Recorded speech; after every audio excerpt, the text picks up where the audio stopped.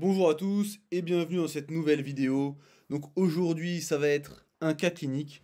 Si vous me suivez sur Instagram, vous avez mon Instagram juste ici.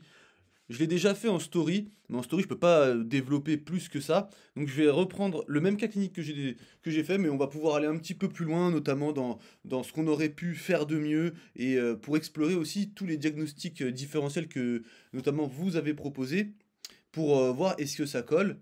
Si oui, pourquoi? Et est-ce que ça colle pas? Et sinon, bah pourquoi aussi? Toujours pareil, si vous voulez avoir accès au PDF de chaque vidéo, bah il suffit de vous abonner à l'abonnement premium sur la chaîne YouTube. Alors, a priori, si vous passez par votre téléphone, ça marche pas super, donc passez par un ordinateur si vous souhaitez le faire. L'abonnement, il est à 5 euros. Vous m'envoyez ensuite un message sur Instagram et je vous inclus dans le groupe WhatsApp où je mets à chaque fois les PDF. Ça a deux objectifs. D'un, ça vous permet d'avoir accès au PDF où il y a quand même pas mal d'informations dedans, avec les références et tout ça. Ça vous permet de. C'est plus simple. Mais après, vous pouvez toujours prendre des captures d'écran des vidéos, mais c'est un peu plus simple d'avoir les PDF. Et l'autre chose, c'est que c'est une forme aussi de soutien pour mon travail. Voilà. Donc c'est pour ça que je remercie tous ceux qui souscrivent à cet abonnement. Avant de passer au cas clinique, juste un petit rappel, quand je l'avais proposé sur Instagram, en fait, il y avait des personnes qui cherchaient le diagnostic. Ok. Donc, je rappelle, la plupart qui me suivent, vous êtes plutôt kiné, ostéopathe, on va dire, vous êtes un thérapeute manuel dans la plupart des cas, enfin, pour inclure les chiro et tout ça. Et en fait, vous faites pas de diagnostic. Donc en fait, nous, notre but, c'est pas de trouver ce que c'est juste réfléchir par rapport aux symptômes, aux signes que je retrouve chez mon patient, et après, c'est prendre une décision, c'est est-ce que c'est pour moi, est-ce que c'est pas pour moi? On peut aller plus loin en faisant un bilan détaillé au médecin en disant moi je pense que c'est ça et recommander pourquoi pas une imagerie qui pourrait aider au diagnostic. Voilà, mais en fait on va pas plus loin. Et du coup on se culpabilise pas parce que j'ai échangé aussi avec des personnes qui m'ont dit qu'ils s'étaient sentis nuls de pas avoir trouvé. Mais en fait vous avez pas à trouver. En plus des fois il y a des diagnostics, il y en a certains qui vont être cliniques mais qui vont demander des compétences de clinicien que kiné ou ostéo on n'a pas. Mais il y a certains diagnostics, il y aura besoin de clinique et de biologie ou d'imagerie. Et en fait, vous pouvez pas les prescrire, vous les aurez pas forcément, donc c'est pas à vous de faire ça, voilà. Donc le but c'est pas de trouver le diagnostic, il n'y a pas de culpabilité. Si on peut déjà se dire, à partir de ça, peut-être que mon patient il n'a pas ce qui est marqué sur l'ordonnance, par exemple une simple douleur musculo-squelettique. Si on est capable de renvoyer vers le médecin en recommandant un spécialiste et pourquoi pas un examen complémentaire, une imagerie par exemple, bah c'est déjà très bien. Et en fait, personne ne vous en demandera plus, à part peut-être vous. Mais le système de soins en soi, vous êtes kiné, vous n'êtes pas médecin, vous êtes ostéopathe, vous n'êtes pas toujours pas médecin du coup. Pour la partie hypothèse, en fait, on va explorer un petit peu le cas clinique. On va voir ce qui aurait pu être fait différemment, parce qu'en fait, c'est un cas clinique que j'ai récupéré de la littérature, donc j'ai pas tous les détails. Il y a certaines choses, on a des informations, d'autres, on n'a pas forcément les informations complètes. Certaines choses qui auraient peut-être être pu faites d'une meilleure manière, donc nous, on va essayer de voir comment ça aurait pu être mieux fait. Et après, on verra les hypothèses que vous m'avez envoyées sur Instagram, et on verra en fait si ça colle avec le tableau clinique. Pour la partie hypothèse, on va admettre que les présentations cliniques des pathologies que vous m'avez proposées, elles sont typiques et que les tests qu'on va utiliser, ils sont parfaits pour inclure ou pour exclure une pathologie, ok? Pour que ça soit un peu plus simple. On va vraiment rentrer dans la caricature des pathologies qu'on va voir, mais c'est plus simple si je vous donne, si à chaque fois on essaye de faire toutes les variantes possibles et imaginables, ça risque d'être compliqué. En plus, est-ce que c'est vraiment faisable? Je suis même pas sûr de ça. Donc voilà. Donc, le cas clinique, en fait, c'est un sprinter. On va se mettre dans un contexte, vous êtes au cabinet, le patient il arrive, c'est un sprinter de 20 ans. Il se présente dans votre cabinet parce qu'il a des douleurs brutales aux membres inférieurs, avec des crampes musculaires douloureuses, notamment au niveau des mollets, et des paresthésies au niveau des pieds, qui surviennent après un effort intense. Donc il fait son effort intense, il a mal, et il s'arrête, et après dans la vie de tous les jours, il a plus mal, mais ça le gêne lui quand il fait ses efforts intenses. Ces symptômes, ils persistaient depuis plus de 3 mois, et ils apparaissaient même après moins de 100 mètres de course, altérant gravement ses performances sportives, effectivement. Je sais pas s'il faisait que du 100 mètres ou s'il en faisait plus, mais admettons qu'il fasse que du 100 mètres. Si avant 100 mètres, il a déjà des douleurs ou des choses comme ça, bah on comprend bien qu'en termes de performance, il va être bien limité. Donc déjà, juste avec ça, on a quand même des petites informations. Alors on va passer toute la partie anamnèse et tout ça. De toute façon, j'ai pas toutes les informations. Voilà, là, en fait, nous, on va se concentrer vraiment sur l'examen clinique. Ok, c'est la seule chose qu'on va faire. On va admettre que le patient, il se rappelle plus, il a plus aucun souvenir de ce qui lui est arrivé, il se rappelle juste de ça. Et il est incapable de répondre à vos questions, donc on part sur l'examen physique. Là, normalement, douleur à l'effort qui s'arrête au repos, on peut penser claudication neurogénique intermittente, enfin claudication intermittente de manière générale, elle peut être soit neurogénique, soit vasculaire. Donc, normalement, si vous suivez les dernières vidéos que j'ai faites sur YouTube, normalement ça vous parle un petit peu. Donc effectivement, on peut se dire, il y a une claudication. Après, est-ce qu'elle est neurogénique ou vasculaire, ça c'est la question. Et donc on a accès à l'examen physique statique. Donc on va dire, vous faites un examen physique statique. Donc ça c'est les informations qu'on a dans l'étude. Donc on retrouve aucun déficit moteur au membre inférieur. La sensibilité cutanée et thermique, elle est normale. Donc là, en fait, sur l'examen neurologique, en fait, tout est bon. C'est-à-dire qu'il n'y a pas de perte de force, il n'y a pas de perte de sensibilité, ni sur les grosses fibres, ni sur les petites fibres. En termes de pathologie vasculaire, les pulsations périphériques, elles sont palpables, donc c'est-à-dire artère tibiale postérieure, artère pédieuse, tout ça, c'est nickel. La BPI, il est à 1 bilatéralement, il est nickel. Donc en fait, on se retrouve avec un examen physique qui est statique, qui est négatif finalement. Donc vous faites vos tests, vous faites ça, et là en fait on voit que qu'il n'y a rien, tout est négatif. Très bien.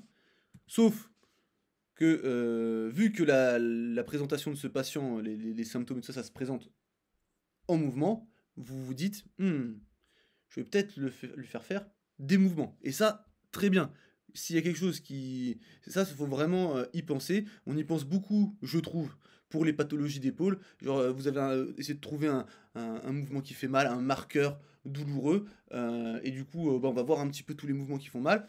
Alors, si c'est juste une élévation, c'est bien. Si la personne, c'est du développé couché à 120 kg, bah, faut peut-être essayer de... Voilà, si vous n'avez pas au câble, mais bon, voilà, faut qu'il puisse tester, qu'il puisse se filmer, tout ça. Bah, on va retester le mouvement douloureux. Là, bah, il faut essayer de retester à l'effort pour voir si ça redéclenche, oui ou non, les symptômes. Donc, en gros, il y a une... donc, alors, bon, là, c'est dans l'étude, ils le font marcher sur un tapis. Les pulsations périphériques sont palpables et la BPI restait inchangée après la marche sur tapis. Et là, en fait, ce qu'ils ont fait, c'est qu'à la course sur tapis, il y a une diminution de la sensibilité cutanée sous les genoux. Donc là, il y a deux choses importantes. Donc si on reprend cette phrase-là, en fait, ce qu'il faut comprendre, c'est que du genou au pied, il y a des altérations de la sensibilité partout. D'accord? Pour juste qu'on recadre un petit peu le truc, nous, on va considérer que c'est partout sur le territoire du nerf sciatique. Parce qu'en fait, la phrase, dans l'étude, elle est hyper large. Pour le raisonnement, nous, on va considérer qu'il y a une diminution de la sensibilité vraiment sur du genou au pied, sur tout le territoire du nerf sciatique. Donc nerf fibulaire, nerf tibial. Mais ça, ils l'ont testé après la course sur tapis. Là, en fait, ils ont fait de la marche. Donc là, le seul truc que nous, on peut se dire, est-ce que ça aurait pas été mieux de le faire courir et de retester derrière l'époux et la BPI. Voilà, en fait, je crois qu'ils l'ont fait que à la marche. Ça aurait été peut-être mieux de le faire à la course. Test de pincement plantaire et dorsal anormal. Ouais, donc en fait, quand ils testent, quand ils ont testé, on va dire, s'il y avait, enfin les petites fibres, s'il y avait du gain ou de la perte de fonction, en fait, c'est pas, on sait pas. C'est anormal, mais on sait pas si c'est anormal en plus. Est-ce que par exemple, si vous passez la roulette chez ce patient, il la sent moins, ou est-ce que quand vous passez la roulette chez ce patient, il la sent plus. Ensuite, la palpation de la fausse paupité est très douloureuse. Il y a des irradiations vers les pieds, un signe de Tinel négatif. Et la BPI, il est stable pendant l'effort. Et là, voilà, comme je disais, bon, bah, c'est pareil. Est-ce que c'est course ou marche? Nous, ce qu'on aurait fait, nous, là, si on réfléchit, on l'aurait plutôt fait à la course. Okay, c'est un sprinter. C'est quand il fait ses sprints qu'il a mal. Donc, on va plutôt tester les choses une fois qu'il a sprinté. Voilà. Donc, là, il y a plusieurs choses à comprendre. Déjà, reconnaître qu'il y a une claudication, donc il y a une douleur à l'effort qui s'arrête au repos, avec en plus des petits signes de paresthésie et tout ça. Donc là, tout de suite, on doit penser effectivement à une origine neurologique possible. et derrière, juste en dessous, vasculaire. Voilà. Ça doit être ces deux hypothèses que vous devez avoir en tête à la description de ça. Ensuite, ensuite, une fois que vous avez ça, c'est tester effectivement en statique, voir si est-ce que vous avez des choses. Par exemple, si vous avez une radiculopathie vraie, il n'y a pas de raison que elle disparaisse, enfin, qu'elle disparaisse au repos et qu'elle apparaisse à l'effort. Ok. Là, on est plutôt sur une altération transitoire, temporaire de la conduction. Et donc, du coup, bah, quand certains efforts, à l'effort, ça fonctionne moins bien, on va dire, ou ouais, ça fonctionne moins bien, ou même peut-être un peu plus sonore. En tout cas, il fonctionne différemment de la normale. Donc du coup, c'est à l'effort. Voilà, donc il n'y a pas de raison. Enfin voilà, sur une radiculopathie, on aurait plutôt quelque chose de constant. Ensuite, on fait nos tests, voir si l'hypothèse vasculaire, notamment artérielle, parce que là, c'est les artères qu'on teste. Hein. Quand on palpe les artères, quand on teste la BPI, on prend la tension artérielle. Voilà. Mais il y a rien en statique à ce niveau-là. En dynamique, au niveau artériel, il n'y a rien. Peut-être qu'on ça aurait pu être testé de manière un petit peu différente. Ok. Là, on arrive à... c'est l'instant promotion. Je suis désolé, mais je suis obligé de parler un petit peu du contenu payant que je fais. Donc, vous avez... donc là, pour avoir accès à ça, vous avez le lien dans la description. En fait, c'est ma formation sur les drapeaux rouges pour être capable, en fait, d'identifier une dizaine de conditions, on va appeler ça des conditions, une dizaine de conditions qu'il faut être capable de repérer lors, on va dire, de la première séance, mais le but c'est pas d'être capable d'avoir tout screené en une séance, mais dans les premières séances de consultation avec un patient lombalgique, enfin il y a certaines pathologies, il faut les repérer à la première séance, voilà, un syndrome de la queue de cheval, s'il est s'il n'y a pas trop de doute, il faut être capable de le repérer à la première séance. Voilà. Donc en fait, le but, c'est d'être capable d'identifier certaines pathologies. Donc c'est une formation en 4 modules, d'accord. Module 1 avec les pathologies dites classiques, pas parce qu'elles sont communes, mais parce que normalement, vous en avez entendu parler à l'école, en institut de formation. Donc on part sur les fractures, tumeurs, infections vertébrales. Ensuite, on part dans le module neurologie avec la sténose rachidienne lombaire, donc le canal lombaire étroit, le syndrome de la queue de cheval et les déficits neurologiques spécifiques, notamment évaluer justement la fonction neurologique et prendre des décisions à partir des résultats qu'on a, c'est ça quand même le plus important, et comprendre ce qu'on teste et savoir ce qu'on en fait une fois qu'on a les résultats. Les pathologies vasculaires, on va voir l'anévrisme de l'aorte abdominale, les maladies artérielles périphériques et les thromboembolies veineuses. Dans les thromboembolies veineuses, on voit notamment la thrombose veineuse profonde et l'embolie pulmonaire. Et ensuite, dans les pathologies inflammatoires, donc spondylarthrite axiale non radiographique et radiographique. Voilà. Donc la spondylarthrite axiale non radiographique et la radiographique qu'on appelait avant spondylarthrite ankylosante. Voilà. Donc on voit un petit peu tout ça. À chaque fois, bon alors, je parle de drapeau rouge. Des fois, quand je parle de cette formation, je parle de drapeau rouge. En fait, les drapeaux rouges, on voit que dans ce module-là. On n'en prend que quelques-uns parce qu'en fait il y en a plein qui sont inutiles et ensuite on s'en éloigne tout le reste de la formation parce qu'en fait le but c'est de développer un raisonnement clinique, voilà, avec des parties qui s'entraident les unes avec les autres. Par exemple, être capable d'évaluer la fonction neurologique, ça sert dans le module de neurologie, mais ça sert aussi, ça peut servir ici aussi. Être capable de faire un bilan de la fonction artérielle, ça peut aider aussi dans la sténose rachidienne lombaire parce que on peut avoir un problème neuro et un problème vasculaire en même temps. Voilà. Donc le but c'est d'apporter un maximum de connaissances et aussi de comprendre le contexte du soin en France notamment et en fait voir où est-ce qu'il y a des on va dire où est-ce qu'il y a des manques dans la prise en charge ou dans l'identification de certaines pathologies pour combler au maximum ces manques. La formation à l'heure actuelle, elle est à 300 euros. Elle est payable en 2 fois. Et elle restera à 300 euros tant que la partie sur les cervicalgies ne sera pas sortie. Elle sortira, j'espère, dans quelques mois. Je n'ai pas encore fini. Là, je vous mets le programme de la partie cervicalgie. D'accord. Voilà. Donc le but, en fait, c'est qu'avec les 2 formations, on traite un maximum de choses qu'il faut être capable d'identifier au cabinet. D'accord.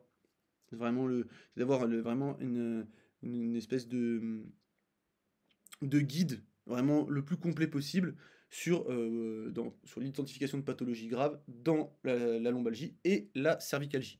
Et si vous avez des questions par rapport à ça, vous allez voir cette vidéo-là sur ma chaîne. Donc dans la description, il y a le lien vers la page de vente où vous avez une description complète du contenu. Et si vous voulez aller plus loin, là je vous ai fait une vidéo où je vous explique le pourquoi j'ai fait cette formation, comment elle est agencée, à quelles questions elle répond. Voilà, c'est la version, on va dire, vidéo de la page de vente où je peux me permettre de parler un peu plus.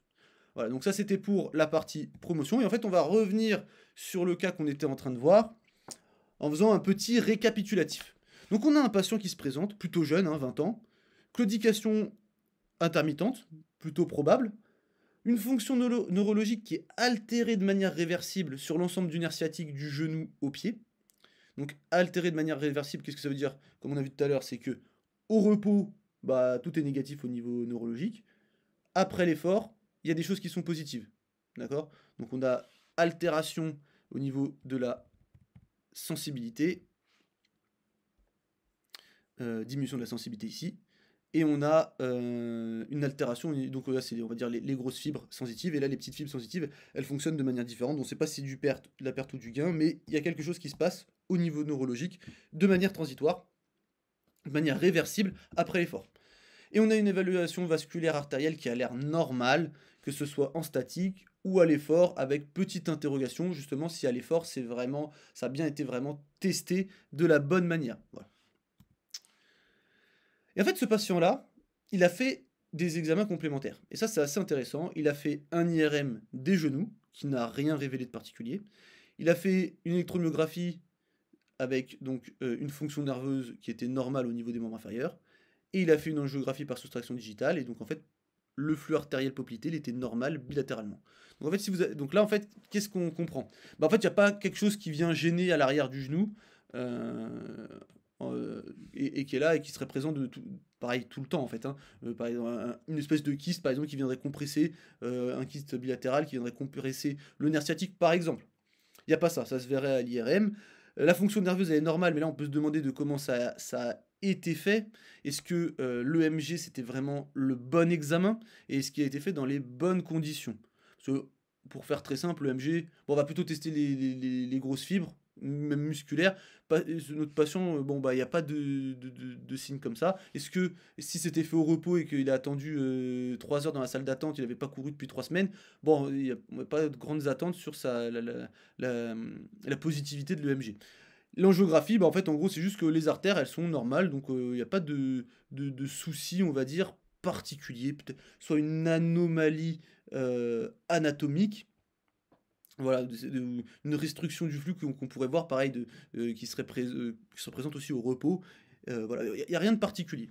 Donc en fait, ça pourrait mettre de côté les hypothèses dont on avait parlé, donc l'hypothèse neurologique et l'hypothèse vasculaire, mais si on regarde le contexte de comment ça a été fait, en fait, c'est peut-être, on pouvait s'attendre à ce que ce soit négatif. C'est ça qui est important. Voilà.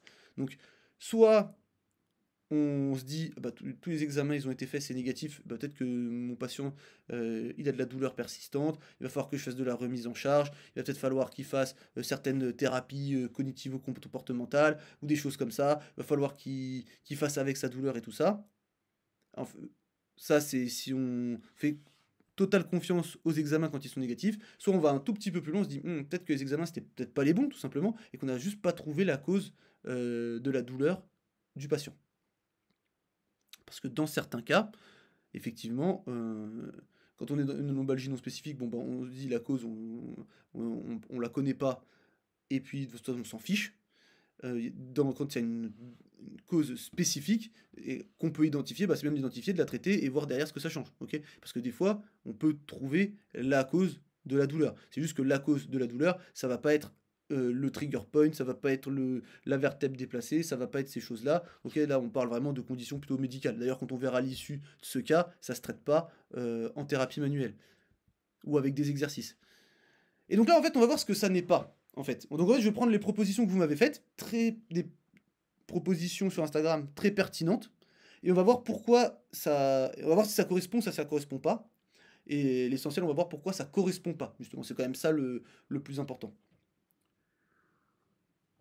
Le but, c'est améliorer ses compétences en diagnostic différentiel. Voilà. Donc là, j'espère que ce qu'on a fait là, ça vous a aidé un petit peu.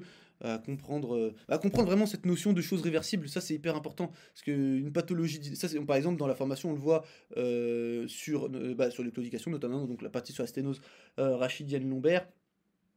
Donc c'est une pathologie dynamique, donc le bilan il va forcément être dynamique. Si vous faites un bilan statique d'une personne et vous le faites en flexion lombaire, il est assis comme ça depuis 45 minutes dans votre salle d'attente, et puis tout le bilan il le fait en flexion comme ça, et il vous dit là, bah là je sens rien, bah ouais, mais parce qu'il faut le faire en dynamique. Dans les maladies artérielles périphériques, il faut faire en dynamique, sachant en plus que là il va falloir élever son niveau de suspicion. Pourquoi? Parce qu'en fait il y a des patients qui vont arrêter de marcher parce que ça déclenche des douleurs, et en fait en arrêtant de marcher ils vont plus déclencher des douleurs.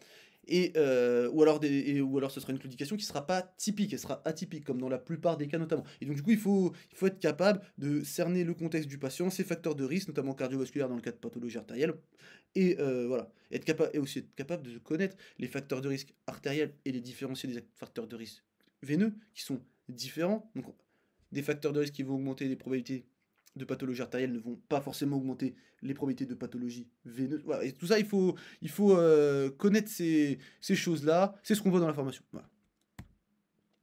Donc là, on va faire un rappel des innervations pour comprendre un petit peu cette histoire de sous le genou et tout ça. En fait, nous, ce qu'on veut voir, c'est que on a ici le nerf fibulaire commun. Là, après, ça c'est au niveau sensitif, un nerf sural et tout ça. Bon, ensuite, on a le nerf fibulaire superficiel. On a le profond. Ça, c'est du nerf sural. Donc, en fait, quand le nerf sciatique, et en fait, tout ça, ça vient du nerf sciatique. Hein, ok. Donc en fait, toutes ces parties-là, c'est là où, en fait, dans le cas, on va considérer que c'est ici que la personne elle a ses pertes de sensibilité. Ce qu'on voit aussi, ce qui est intéressant sur la jambe ici, c'est qu'on a une partie au niveau médial du mollet où en fait il n'y a pas de sensibilité. Ok, donc ici, en fait, si vous pincez le mollet, vous aurez pas mal. Il faut que j'arrête de raconter n'importe quoi. Bien évidemment, en fait, le nerf sciatique il donne l'innervation que ici, et sur l'intérieur de la cuisse et l'intérieur du mollet, c'est un autre nerf. C'est pour ça qu'il n'y a pas de couleur ici. Hein. Ok, c'est innervé. Là. Pincez-vous ici, ça vous fera mal. Bon, faut que j'arrête. Et après, bon, là, vous avez l'innervation motrice, mais vu qu'en fait, on n'a aucun signe moteur qui soit, enfin, même de manière réversible, ou en tout cas, c'est pas dit, bah, on s'en fiche un petit peu. Je vous l'ai mis là, si vous voulez prendre en photo, ou de toute façon, si vous êtes dans le groupe WhatsApp, comme ça, vous aurez le petit rappel. En gros, nous, ce qu'on retient, c'est que tout ce qui vient du nerf sciatique, donc tac, tac, tac, tac et tac, bah en fait, tout ça, il y a une perte de sensibilité après la course, ok? Donc qu'est-ce qu'on se dit avec ça? C'est bien beau tes dessins, mais qu'est-ce que tu nous racontes? En fait, je vous raconte que si c'est tout ce qui vient du nerf sciatique, on est plutôt sur une atteinte qui va être tronculaire. Voilà, ça c'est important. Se dire, en fonction de la zone touchée, est-ce que c'est plus une racine qui est touchée, une ou plusieurs, ou est-ce que c'est plutôt tronculaire? Là, vu qu'on a vraiment le bloc du nerf sciatique à partir d'un endroit à un autre, bah en fait, on peut se dire que c'est plutôt tronculaire, ça sera moins radiculaire. Donc si c'est moins radiculaire, voilà, ça donnerait plutôt, on aurait par exemple des pertes, alors oui, perte de sensibilité dermatomique, on connaît, pas forcément précis, sauf pour certains territoires où ça correspond plutôt pas trop mal.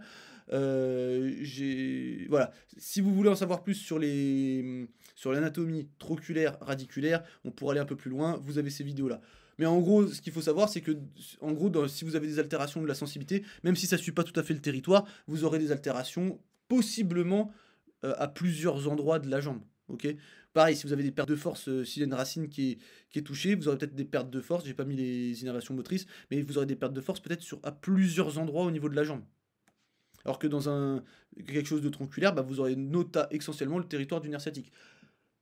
Dans un cas où tout va bien, parce qu'on sait que quand il y a un nerf qui est touché, bah, en fait, ça peut être tout le système nerveux qui peut être touché, et du coup ça peut se barrer un petit peu dans tous les sens. Mais nous, et ça, je crois que je vous l'explique dans ces vidéos-là, justement. Pourquoi un syndrome du canal carpien d'un côté, ça peut donner un syndrome du canal carpien de l'autre côté. Bon, voilà. Nous, on fait simple ici. Donc en gros, si c'est un truc tronculaire, parce qu'en fait, si, admettons, je dis n'importe quoi, admettons qu'on ait une compression du nerf sciatique à ce niveau-là, ça peut donner des douleurs qui vont descendre ici ou des choses comme ça, mais en fait, ça peut aussi donner des douleurs qui vont remonter. Voilà, ça va pas que dans un sens. D'accord? Nous, pour ici, on va juste faire plus simple, on va se dire ça va que dans un sens. Et tout ça, on n'a pas de symptômes qui remontent. On a des symptômes ici qui descendent dans la jambe.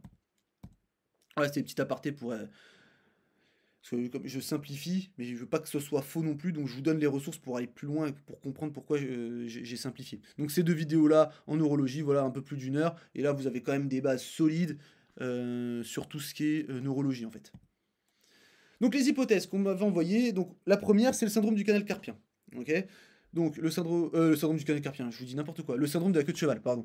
Syndrome de la queue de cheval. Donc ça par exemple, ça c'est un module dans la formation, et je vous ai même mis un extrait, on va dire, sur la chaîne YouTube, pour voir un petit peu ce qu'on voit dedans. Ce qu'on sait, c'est que les symptômes et les signes qui doivent élever le niveau de vigilance, ça va être une douleur radiculaire unilatérale ou bilatérale. Donc là on a le bilatéral, mais on n'a pas, donc c'est, voilà, mais c'est pas une douleur particulièrement radiculaire qu'on a, hein.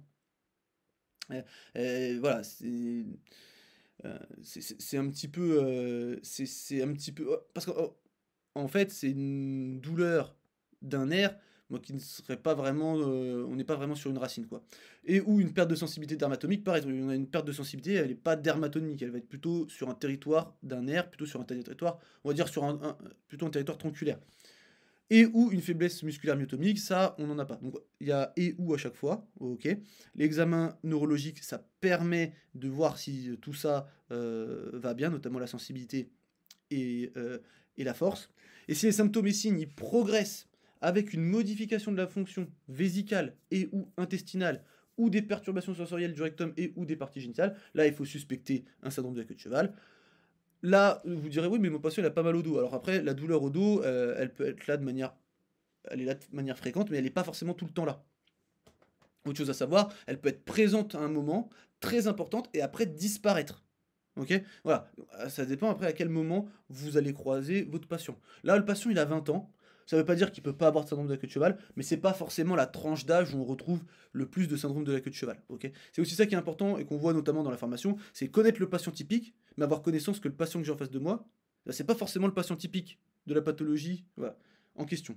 Ok, ça c'est vraiment une chose importante. Donc douleur bilatérale dans les jambes, une absence de réflexe achillien bilatéral et une perte de sensation selon un schéma dermatomique sont des prédicteurs fiables d'un syndrome de la queue de cheval. Ok, ça c'est les données que vous pouvez retrouver dans cette étude-là.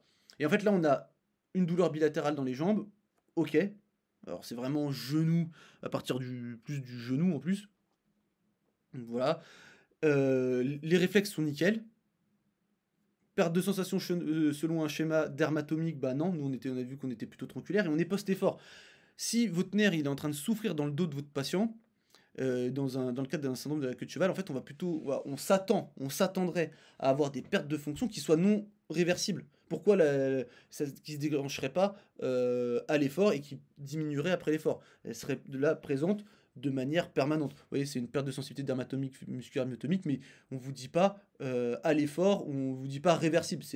Elles sont là. On est en présence de ce qu'on appelle une radiculopathie. Il y a la racine qui est malade, qui est en train de souffrir, voilà, mais de manière, voilà, mais elle est malade. C'est pas juste, elle marche moins bien à certains moments, quoi. Donc ça correspond pas vraiment.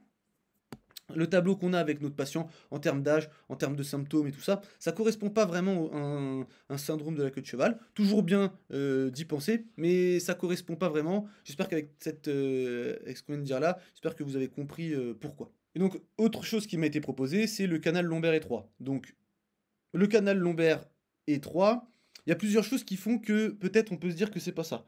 La première, c'est l'âge. C'est vrai que c'est une pathologie plutôt qui se développe avec les années.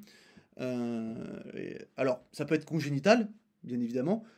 Mais voilà, en général, on va dire que le patient type, c'est plutôt un patient qui va être âgé. Ça va se présenter avec des douleurs qui ne sont pas forcément à l'effort. Quand ça va plutôt être en fonction de la position du rachis, mais on peut très bien déclencher une douleur complètement à l'arrêt. Si on est statique, debout, bien redressé, ou qu'on fait un test d'extension statique à une personne, on peut redéclencher les douleurs, alors que notre patient, lui, c'est strictement à l'effort. Voilà, c'est vraiment strictement à l'effort. Il n'y a pas de douleur au dos chez notre patient. En général, il y a quand même des douleurs au dos dans le canal lombaire étroit. Pareil, on va avoir plutôt une racine qui sera touchée. On peut s'attendre à des trajets dermatomiques ou des choses comme ça. Et là, on n'en aura pas non plus. D'accord? On n'en a pas non plus, on a plutôt quelque chose de tronculaire. Et donc, effectivement, la sténose lombaire foraminale, notamment quand elle est importante, elle va être associée à une probabilité accrue de douleur dorsale et à une intensité de douleur dorsale plus élevée. Et on va avoir aussi des douleurs qui peuvent irradier dans les jambes. Voilà, mais là, entre comment ça se présente en termes de temporalité, c'est-à-dire après l'effort chez notre patient, son âge et la localisation des douleurs, ça correspond pas vraiment à un canal lombaire étroit. d'accord? Comme je vous ai dit, il n'y a pas de notion forcément de aller fort. Le patient, il va déclencher ses douleurs en marchant, parce qu'en marchant, il va être en extension, par exemple, hein, pour faire très simple. Mais c'est pas la marche en soi qui va déclencher la douleur, c'est le fait qu'il est en extension, en fait, hein. Il pourrait être en extension statique et ça pourrait déclencher les douleurs. Ok, ça aussi, quelque chose de très important qu'on voit dans la formation, c'est comment différencier l'une de l'autre, hein, la claudication neurogénique intermittente et la vasculaire, d'accord? Et savoir que les deux peuvent coexister. Bon là, peu probable, quand même le canal lombaire étroit chez notre patient ici. Après, donc là on a fait la partie neuro, pour les deux hypothèses qu'on a vues, qui m'avaient été proposées là, bien d'y penser, peu convaincant pour le moment, ça a pas l'air d'être ça. De toute façon, comme je vous ai dit, le but c'est pas de trouver le diag, le but c'est de se dire est-ce que ce patient il a quelque chose à faire dans mon cabinet, et si c'est oui, le prendre en charge, si c'est peut-être, on peut commencer une prise en charge, si c'est non, il faut le renvoyer vers au moins son médecin, et si on peut conseiller derrière, bah, c'est ça le top. C'est ça le but de la formation aussi, c'est d'être capable d'aller un tout petit peu plus loin que de se dire juste il est pas pour moi, c'est il est pas pour moi, mais où est-ce que je l'envoie, grosso modo, ok? Si je si j'ai une idée. Donc là, on va faire un rappel anatomique, alors assez poussé, très bien. Donc concentrez-vous. Là, ce qu'il faut comprendre, et ce qui est assez important dans cette diapo, c'est que dans les jambes, il y a des artères. Ok? Donc, voilà, c'était la seule information importante de la diapo en fait. Donc j'espère que vous étiez bien prêts pour cette information. Donc tous les trucs rouges ici, en fait, finalement, c'est des artères. Voilà. Là, c'est encore des artères ici aussi. Et là, c'est encore des artères aussi. Voilà. Donc là, j'espère que les connaissances en anatomie, elles ont été boostées par cette diapo. Ok, voilà, j'ai vraiment à cœur de vous faire progresser en anatomie, notamment artérielle. Bon, donc il y a des artères dans les jambes. Une artère, si il peut avoir des problèmes intrinsèques à l'artère, elle-même, elle peut avoir des problèmes, ou alors elle peut avoir des problèmes qui sont déjà des choses extrinsèques. Elle peut être gênée par des choses externes à l'artère. Ok. Exemple, là, on a une artère poplitée. Si, s'il y a de, l'athérosclérose, bon, on va dire que c'est intrinsèque à l'artère, c'est l'artère qui a un problème en soi. Si, il y a un anévrisme, bon, bah, c'est l'artère qui a un problème. Si on a, une artère qui est piégée dans, les gastrocnémiens, par exemple, bah, là, c'est extrinsèque. On n'est plus, voilà, c'est l'artère en soi, elle va bien, c'est juste qu'il y a des forces externes qui vont la gêner, voilà. En fait, c'est ça l'information importante. En plus de savoir qu'il y a des artères dans les jambes, et donc du coup les artères ça peut générer des problèmes, on va dire à l'effort, ça peut générer aussi des douleurs, enfin voilà, tout un tas de choses. Faut y penser, ok? Pourquoi faut y penser? Parce que, donc là c'est un article sur les maladies artérielles périphériques, ok? Donc c'est pour ça que là on a l'âge en dessous de 50 ans. Mais en fait ce qu'il faut comprendre c'est que dans la douleur musculo-squelettique, les douleurs d'origine artérielle sont un diagnostic différentiel à avoir en tête. Si on se place dans le cas des maladies artérielles périphériques, le fait d'avoir que le patient ait moins de 50 ans, on peut mettre de côté la maladie artérielle périphérique. Parce qu'en fait, pour le coup, c'est comme le canal lombaire rétro, des choses comme ça. Ça touche des gens plutôt âgés, d'un certain âge. Donc on peut l'exclure.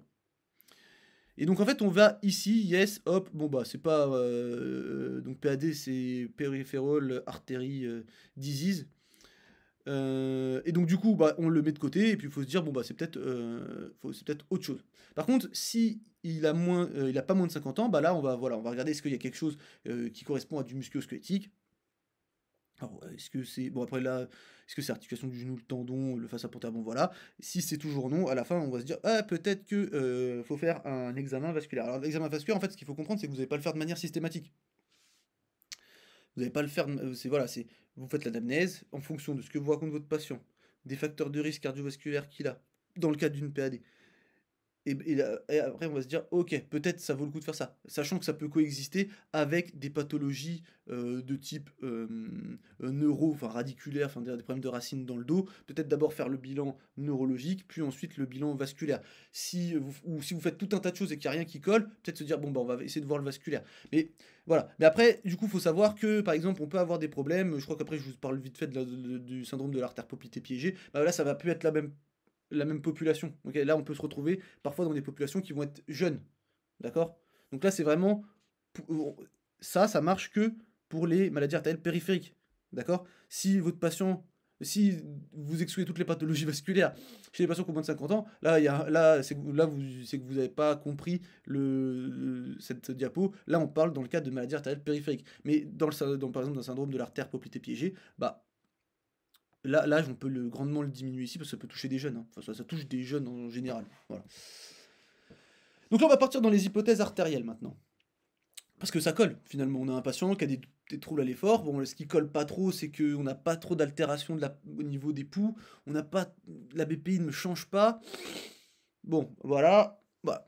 Donc l'artériopathie oblitérante des membres inférieurs, donc c'est la maladie artérielle périphérique. En fait, si vous utilisez ce terme ou PAD, en fait, vous avez, donc maladie artérielle périphérique, ça concerne un peu tout. Ça peut être les membres inférieurs, ça peut être les membres supérieurs, ça peut être même au niveau du tronc. Voilà. Si on parle d'artériopathie oblitérante des membres inférieurs, bah là, en fait, typiquement, on est plutôt dans le membre inférieur. Donc, là, là, il est trop jeune, notre patient. On a vu, si on utilise ce schéma-là, là, il a 20 ans, on exclut direct, quoi, grosso modo, hein. Examen clinique artérien, en plus, il est normal. Là, dans le bilan, dans le screening vasculaire des maladies artérielles périphériques, au niveau des membres inférieurs, on va regarder aussi l'aspect cutané. Voilà. Les ongles, la peau, ils peuvent avoir un aspect un petit peu différent, ça fait partie de ça. La palpation des poux, l'auscultation, la BPI au repos, à l'effort. Ok. On va parler de bien évidemment, c'est tout un tas de choses qu'on voit dans la formation. Absence de facteurs de risque, ouais, a priori, enfin, il est relativement jeune, bon, je pense, à 20 ans, je pense pas qu'il est sprinter, bon, on va exclure le fait qu'il fume, on va dire il a pas de cholestérol, on va dire vraiment, c'est, voilà. Ici, en fait, après, vous allez avoir claudication, donc en fait, avec les douleurs en fonction de là où c'est sténosé, grosso modo, donc ça, faut le comprendre. Donc plus c'est sténosé haut, plus on va voilà, si c'est sténosé à partir de là, bon, on aura plutôt des douleurs ici. Voilà, on voit que là, pour le coup, là, on a vraiment c'est bloqué à un endroit, bah, tout ce qui est en dessous, ça va poser problème. Ok. Une chose que je voulais vous dire, c'est que la claudication artérielle, la claudication intermittente d'origine vasculaire, dans le cas du Naomi, il faut faire attention. En général, on a la présentation typique, mais dans la plupart des cas, elle est atypique et elle peut même être asymptomatique ou faussement asymptomatique en réalité, avec des gens qui se restreignent. Voilà, ça, c'est des choses qui sont importantes à connaître pour pas tomber dans le piège. Ensuite, rappel anatomique. Donc là, on va parler de l'artère poplitée. Et donc en fait, on a une artère. Alors après, c'est des classifications. Bon, en fait, l'artère poplitée, elle peut être gênée par les muscles du mollet. Voilà, c'est ça qu'il faut retenir. Elle peut être, en fonction de comment s'insère le gastrocnémien, ça peut être gêné. Et en fait, ça peut causer des problèmes de type vasculaire dans la jambe, en fait, hein, tout simplement. Épidémiologie et examen clinique, on va faire ça en 30 secondes. Donc on va parler de syndrome fonctionnel ouais, d'enclavement ou de piégeage de l'artère poplitée. En fait, vous avez, on va dire, deux types. Vous avez un type anatomique, où en gros, il y a un truc qui fait que anatomiquement, il y a un problème, et donc en gros, voilà, le problème, il va être identifié de manière permanente, on va dire. Et après, on a le fonctionnel, où c'est plutôt à l'effort qu'il va y avoir un problème. D'accord. Et donc, on a, donc avec l'IRM EDSA, on aurait pu voir certaines anomalies anatomiques. Voilà, bon, après, peut-être des petites choses pour améliorer ça, mais bon, voilà. Donc, nous, on va se concentrer sur le fonctionnel. Et là, la population typique, elle est principalement jeune. Voilà, et là, on voit moins de 30 ans. D'où le fait que ça concerne que les MAP. 80% sont des hommes. Pas de maladie vasculaire systémique en soi. Il n'y a pas forcément d'athérosclérose ou de choses comme ça. Environ 40% des cas qui sont bilatéraux. Donc ça, c'est assez intéressant. Pourquoi? Parce que là, ça pourrait coller avec notre patient. Moins de 30 ans, c'est un homme. Pas, justement, pas de pathologie vasculaire systémique. Bilatérale en général. Ça, voilà. Symptômes typiques, douleur ischémique induite par l'exercice au niveau du triceps sural. Symptômes souvent confondus avec des élongations musculaires. Bon, ok, ouais, effectivement, quand vous avez un patient qui a des douleurs au niveau des mollets, il y a des choses, ouais, voilà, il y a tout ce qui va être, vous dire, c'est une lésion musculaire au niveau des mollets, c'est une périostite, tous ces trucs qui viennent, voilà, il faut penser le diagnostic différentiel qui peut être d'origine neurologique avec un problème de racine, par exemple, hein, et le côté vasculaire avec, pourquoi pas, un syndrome de l'artère poplitée. Crampes, gonflement musculaire isolé, paresthésie plantaire ou dorsale possible. Et là, on se retrouve avec les paresthésies qu'on a vues voilà, tout à l'heure. Faut le différencier de fracture de stress. Ça, c'est la périostite. Et ça, c'est le syndrome d'éloge chronique. Voilà. Le syndrome de l'artère poplitée piégée. Donc, la majorité des patients atteints de syndrome de l'artère poplitée piégée anatomique ou fonctionnel, ils vont avoir un ABPI normal au repos. Donc, c'est ce qu'on retrouve chez notre patient. Certains auteurs recommandent que la BPI post-effort soit le premier test à réaliser pour poser le diagnostic de SAP fonctionnel. Il est important de réaliser l'effort suffisamment intense pour déclencher les symptômes, et c'est là qu'on revient sur le fait qu'au début, quand ils disent qu'ils l'ont fait qu'à la marche, c'est un peu bizarre, parce que c'est déclenché à la course. Donc du coup, il aurait fallu faire une course, c'est ce qu'on dit depuis le début, et de mesurer donc la BPI immédiatement ABI, on s'en fiche, c'est pareil, hein. Mesurer les ABI immédiatement après l'effort, car les pressions peuvent revenir à la normale très rapidement chez ces patients. Effectivement, c'est là où faut aller, faut être rapide, quoi. Voilà, donc c'est des choses qui sont, des choses qui sont importantes à faire. Mais voilà, là, on voit qu'il y a quand même certaines choses qui collent avec notre patient, quoi.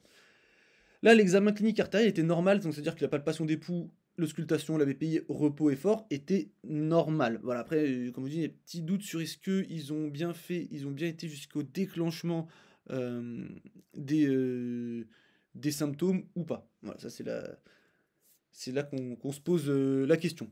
Et donc du coup voilà, ça c'est des petites choses à connaître et surtout à penser si vous avez des patients qui traînent des douleurs aux jambes depuis longtemps, la périostite qui guérit pas, la lésion musculaire des mollets qui guérit pas, voilà, ou alors ah bah je suis parti en vacances, ça a soigné mon problème, j'ai rien fait, ça a soigné, et dès que je reprends, bim, ça repart. Ah ouais, mais en fait, effectivement, peut-être qu'il y a un problème de charge, mais si vous consulte, vous gérez la charge à chaque fois, reprise progressive, et à chaque fois il retombe dans le truc, vous allez se dire, ah mais peut-être qu'en fait j'ai oublié de penser à ça. Et là du coup essayez de penser à ça. Du coup. Bon après il y a d'autres choses, hein, l'anévrisme de l'artère-poplitée, syndrome du canal de l'adducteur, bon après on est sur, voilà, ça, on est sur des trucs là, bon, canal de l'adducteur ça touche 11 personnes dans le monde, bon j'exagère mais bon, voilà, on va pas tout voir non plus. Mais c'est bien d'avoir des petits rappels comme ça et d'avoir des petites bon, des mini-fiches bilan sur se dire ça touche qui, quels sont les signes, quel test je fais, quel examen clinique je fais. Voilà. Et pour ça, pour plusieurs pathologies, ça peut être vraiment utile là pour se rafraîchir un peu la mémoire sur certaines problématiques. Et ensuite, la dernière chose qu'on m'avait proposé, je crois que c'est la dernière, c'était le syndrome des loges chroniques. Syndrome des loges en gros, où, donc alors après, effectivement, on a une compression avec une augmentation de la pression dans des loges, tout ça. En général, dans les études, c'est pas forcément classé, même s'il peut y avoir des signes nerveux, c'est pas classé dans les pathologies nerveuses, c'est pas classé dans les pathologies vasculaires non plus, c'est classé dans les pathologies dites faciales. Voilà, donc c'est le tissu facial qui est la source du problème. Donc la jambe, elle est constituée de 4 loges musculaires délimitées par le fascia crural. On a l'os du tibia et de la fibula, entre les deux la membrane interosseuse. Je vous laisse digérer les informations anatomiques de grande précision que je viens de vous donner. Je répète, pour être sûr qu'on parle de la même chose, donc on a le fascia crural, le tibia... Bon, j'arrête. Alors, du coup, on a 4 loges, ou 4 ou 4 plus. Loge antérieure, donc avec les muscles qui vont être responsables de la flexion dorsale du pied, ça relève le pied, wow, incroyable. Toujours l'anatomie, hein, c'est vraiment un domaine que je maîtrise. Ouais, j'espère que vous le sentez bien ça. Contribue à l'inversion et l'éversion, bon on s'en fiche. Loge latérale, muscle provoquant la flexion plantaire, pointer le pied et l'éversion, bon on s'en fiche. En gros c'est en vert, c'est la partie qui est ici. On verra après dans chaque loge quel nerf et quelle artère il y a un tableau juste après. Loge postérieure superficielle, donc assure la flexion plantaire et participe à la flexion du genou. Et la loge postérieure profonde contient les fléchisseurs profonds, fléchisseurs des orteils, long fléchisseur de la luxe, tibial postérieur, responsable de la flexion plantaire et de l'inversion. Donc c'est la partie violette ici. Après en fait vous avez des études IRM qui vous disent que peut-être il y a une 5e loge. En fait le tibial postérieur serait dans sa propre enfin aurait son aponévrose propre, distincte et qui créerait une 5e loge. Voilà. Donc après, soit vous faites, vous réfléchissez facile, vous dites qu'il y a 4 loges, soit vous voulez faire l'anatomiste de grande précision et vous vous dites qu'il y a 5 loges parce que vous, en fait, vous êtes plus qu'un kiné, vous êtes un chirurgien. Chaque loge peut être touchée isolément ou en combinaison avec d'autres. Et ça c'est important. C'est pas forcément une. Voilà. Environ 60% des personnes qui ont un syndrome des loges présentent une atteinte de plus d'une loge. Tandis que près de 40% n'ont qu'une seule loge impliquée. Voilà, ça c'est des petits chiffres comme ça. La loge antérieure est la plus souvent touchée, 42,5% des cas, suivi par la loge latérale, 35,5% des cas, et ensuite on a les loges postérieures, profondes et superficielles combinées, 18,9% des cas. Donc là, en vous disant ces chiffres-là, vous vous dites, ça pourrait correspondre au patient, mais pas tant que ça finalement. Pourquoi? Parce que donc le syndrome des loges, après c'est le syndrome des loges chroniques d'effort est une surpression douloureuse dans une loge musculaire à l'effort.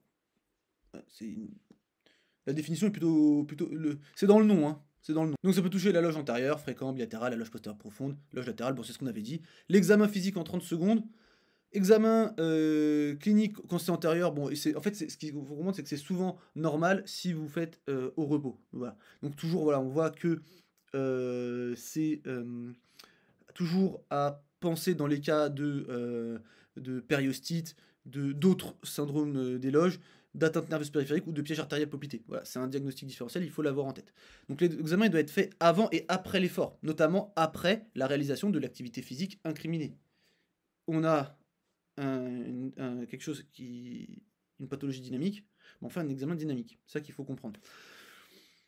Donc avant, après l'effort, et en fait, avant l'effort, en général, vous pouvez vous retrouver avec tout va bien. En fait, c'est ça aussi qui est un peu pénible, c'est que ça va se déclencher à l'effort, et voilà, à l'IFMK, douleur mécanique, c'est à l'effort j'ai mal, au repos j'ai plus mal, c'est mécanique, oui, très bien. Ça ne veut pas forcément dire que c'est musculo-squelettique traitable par la kiné. Ok. Une hernie musculaire visible peut parfois être un signe évocateur. Chez les patients qui ont un syndrome chronique des loges, il est important de palper les loges musculaires après l'effort, car beaucoup peuvent ne pas avoir de douleur avant l'effort, enfin au repos, et voilà. Si on a une sensation de dureté ou de douleur qui apparaît après l'effort, bon, ça peut évoquer. Et les poux périphériques, ça peut faire partie de l'examen, parce que voilà, au repos ils peuvent être normaux, et après l'effort ils peuvent être abolis, diminués. Là, je vous laisse 2 secondes pour regarder ça.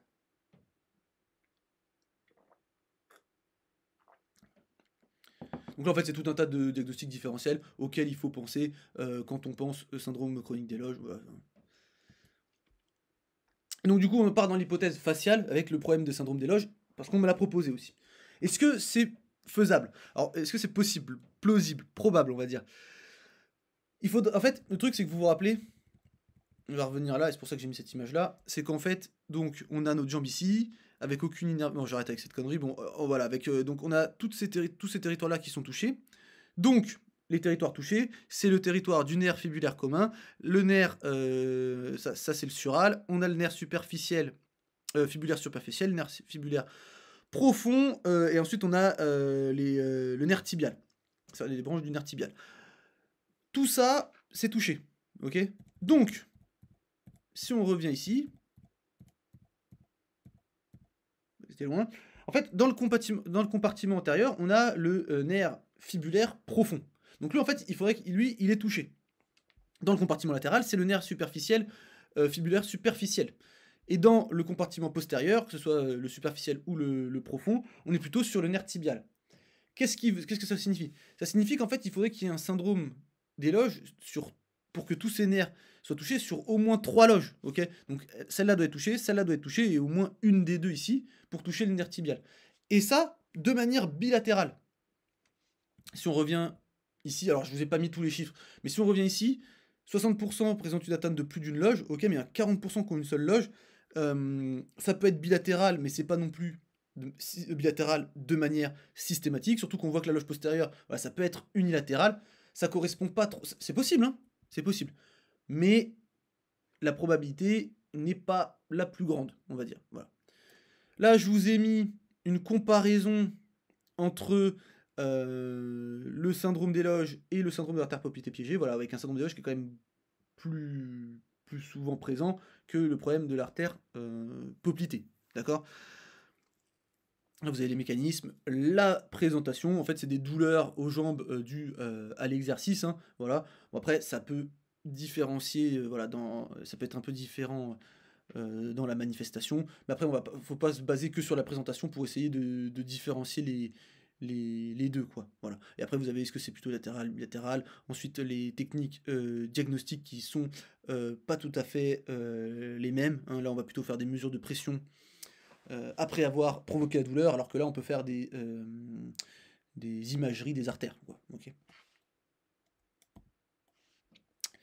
Et donc là, on va réfléchir. Donc on n'a pas encore le résultat. Mais on a réfléchi tout un tas d'hypothèses probables. Dans toutes celles qu'on a énumérées là, la plus probable, on va dire, le syndrome de l'artère poplitée piégée type fonctionnel, ça pourrait coller finalement. C'est pas trop mal. Il y a des choses qui collent pas, mais ça pourrait coller.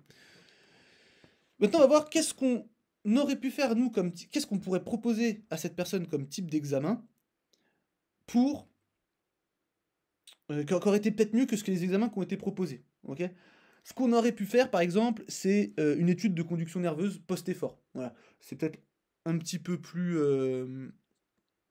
Enfin, après, on va pas parler de la mise en application, on s'en fiche. Là, on va vraiment, là, on va se mettre dans un cadre hypothétique, ok?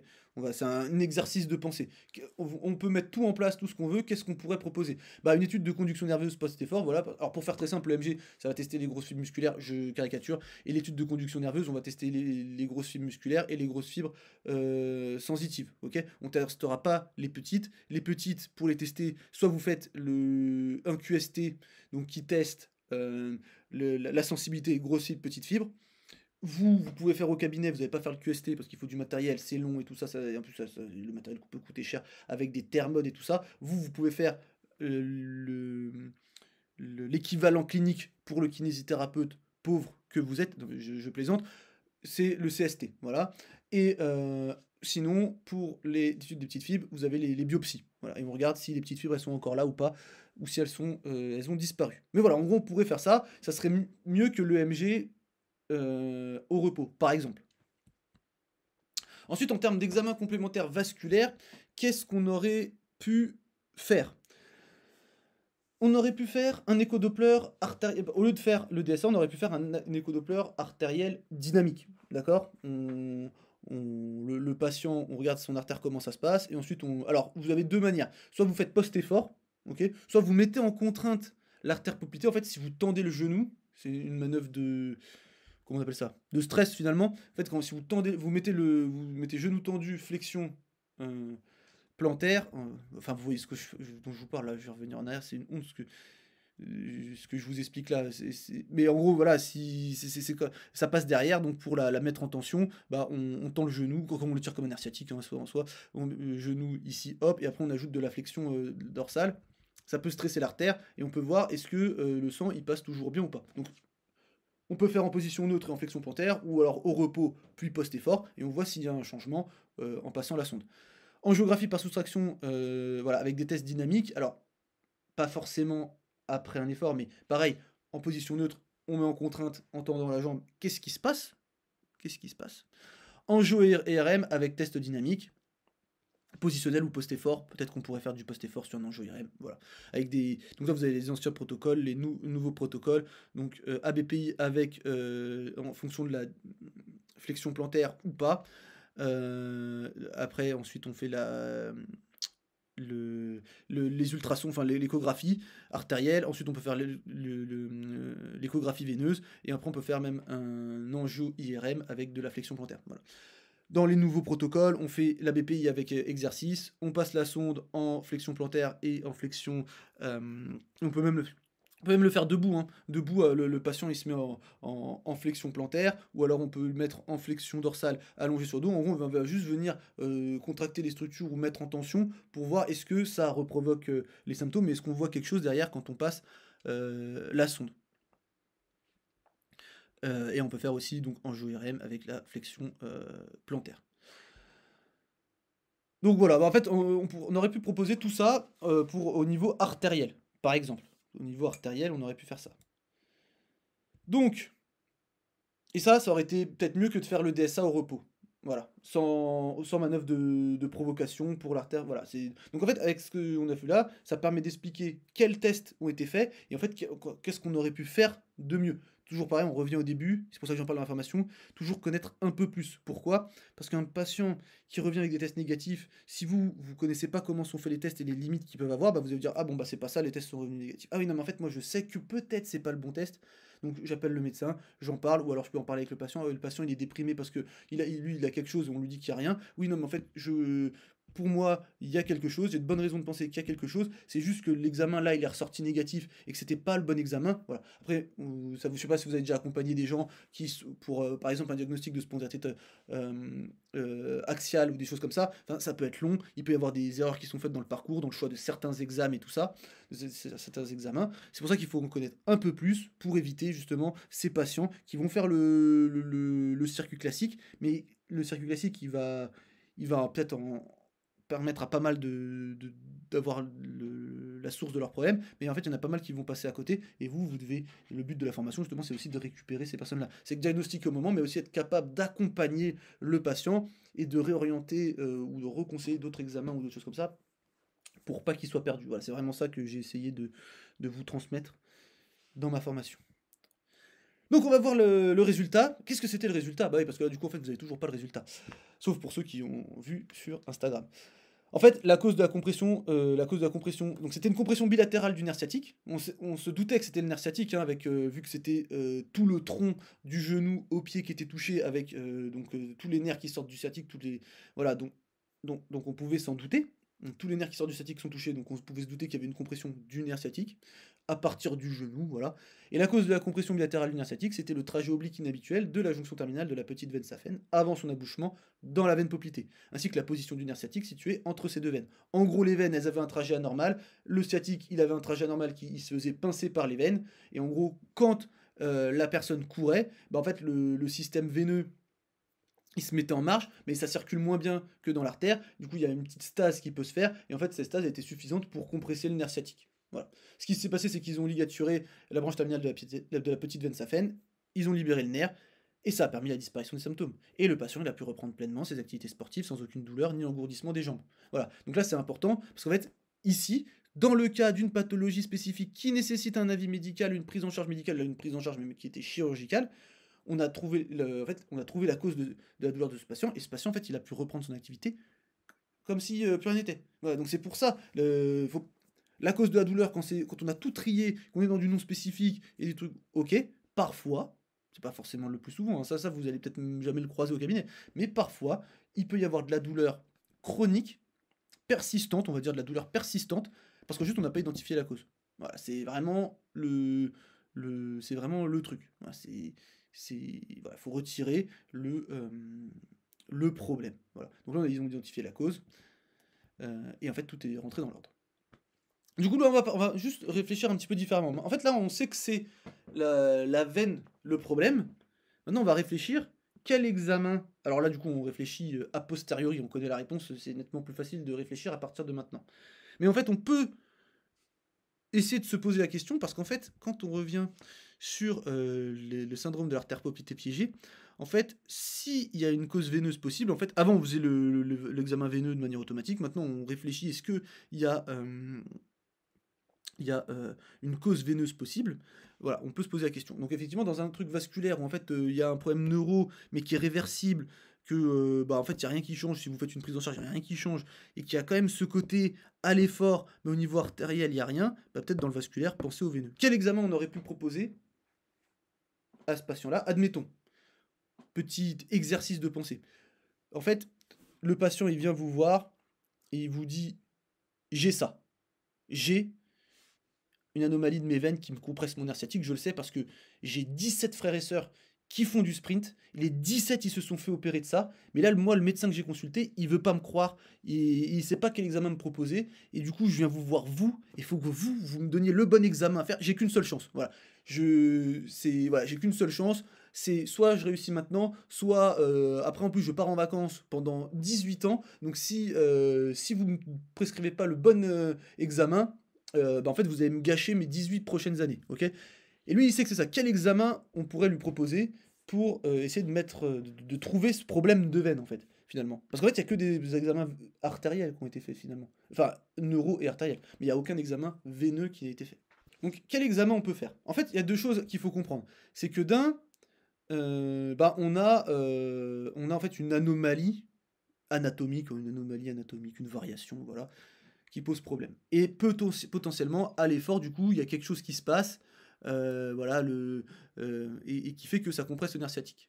En fait, le but, c'est de soit faire un examen sur lequel on peut voir un petit peu comment se comporte la fonction de la veine à l'effort, soit un où, en fait, là, vu que c'était un problème anatomique, si juste on peut visualiser le trajet à l'imagerie, bah, c'est déjà top, en fait, hein. Voir la morphologie de la veine, c'est top. Donc, en fait, on aurait pu proposer une échographie veineuse, pourquoi pas repos à l'effort. Bon, après, normalement, bon, s'il y a une variation anatomique, on devrait la voir n'importe quand.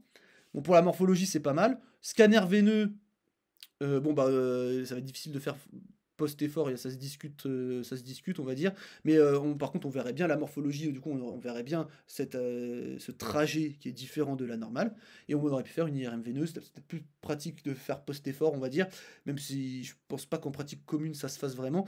Par contre, la morphologie, là, on verrait tout nickel. Donc en fait, il faudrait proposer un de ces examens-là. Bien évidemment, la disponibilité, elle va dans ce sens-là, donc ça, c'est beaucoup plus facile à avoir que ça et que ça. Ok, là, il va y avoir peut-être de l'attente. Mais admettons, vous êtes président de la monarchie française et vous faites ce que vous voulez. Bon, bah, vous pouvez proposer la proposition. Alors ça, vous êtes kiné, vous proposez ça à un patient, vous ne pensez pas que vous allez l'obtenir, hein. Mais dans notre cadre d'exercice de pensée, effectivement, tout ça, ça marcherait.